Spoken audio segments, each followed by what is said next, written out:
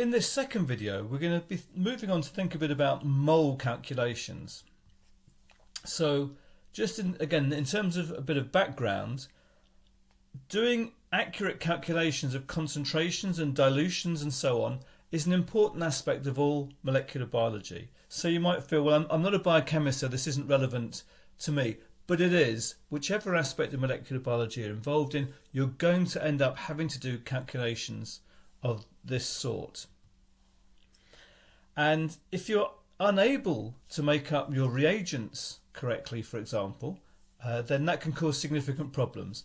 And I'm thinking in the scenario of a final year project, when you may not only influence the results that you're getting in your own experiments, but if perhaps you've been asked to make up the stock solution of something for the lab, and stock solutions is something we'll come back to in a moment, then you could be harming the experiments of other people as well if you make simple mistakes in your calculations. So developing good habits for doing calculations at the earliest opportunity will pay you dividends in the long run. Okay, so let's think about an example, the sort of calculation that you might be asked to do. How many moles, millimoles, micromoles or nanomoles, as appropriate, are there in 10 microliters of a 75 millimolar solution? Now, I'm going to demonstrate two ways that you could do this calculation. And as I hinted in an earlier video, the point here is that there will be some methods that will intuitively work for you, but I know from personal experience that some of the standard methods, some of the standard approaches to doing calculations like this are not something that people feel comfortable with. So I'm going to go through what I'm going to term the standard or chemistry type approach to this calculation first, and then secondly to show you a different way of doing the same calculation. Let's begin by taking what I'm going to term the chemistry approach to doing this question. So let's start with what I'm terming the chemistry approach to this. Now, if you've done any training in chemistry, you'd likely approach this and you'd say, to do a calculation like this, what I need to note first of all is that moles equals concentration times volume. What is our concentration? It's 75 millimolar. What's our volume? 10 microliters. So we might write down moles equals 75 millimolar times 10 microliter. We might then convert that to be 0.075 molar and 1 times 10 to the minus 5 litres.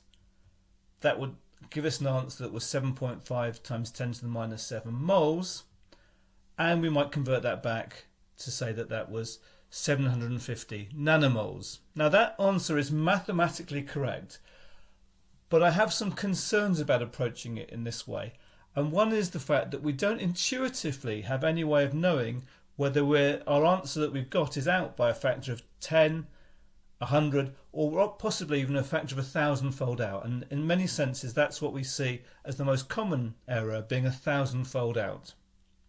So I personally would approach this calculation in a different way. Same question to begin with then. How many moles, millimoles, micromoles or nanomoles are there in 10 microliters of 75 millimolar? So I would start this by specifying what we've got. What we've got is 10 microliters at 75 millimolar. And I would start by actually thinking about what millimolar means. And so this is sometimes described as attacking the units. So 10 microliters at 75 millimolar, what does millimolar mean? 75 millimolar means 75 millimoles per litre. Now we haven't got a litre, we've got 10 microliters. So 75 millimoles per litre, 75 millimolar means 75 millimoles per litre, but it also means 75 micromoles per milliliter.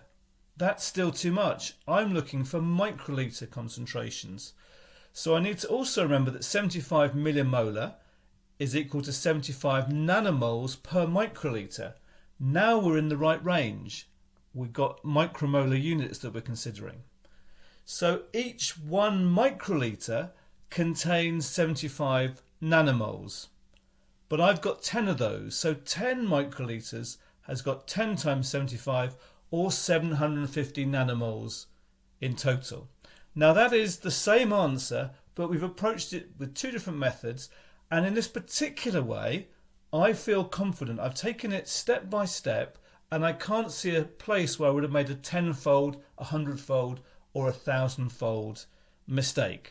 So I personally feel more comfortable with this method.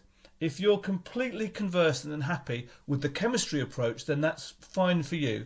But I would say if you're at all hesitant, perhaps try using this methodology instead. So no time like the present. Here's an opportunity to try one.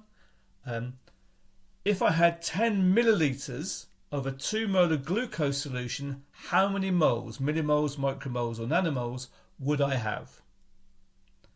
So I suggest that you pause the video at this stage, have a go at this calculation, and then we'll work through the example in a moment. Okay, so hopefully you had a chance to try this calculation. Let's think about it using that second method that I described to you just now. What do I have here according to the question? I've got 10 millilitres of a 2 molar solution. So that's 10 millilitres at 2 capital M. What does capital M mean? That means 2 moles per litre. But I don't have a litre. That volume is too large. I'm dealing in the millilitre range. So 2 molar also means 2 millimoles per millilitre. Now I'm in the right range. So I know that each 1 millilitre contains 2 millimoles. I've got 10 of those, and so I've got 20 millimoles altogether.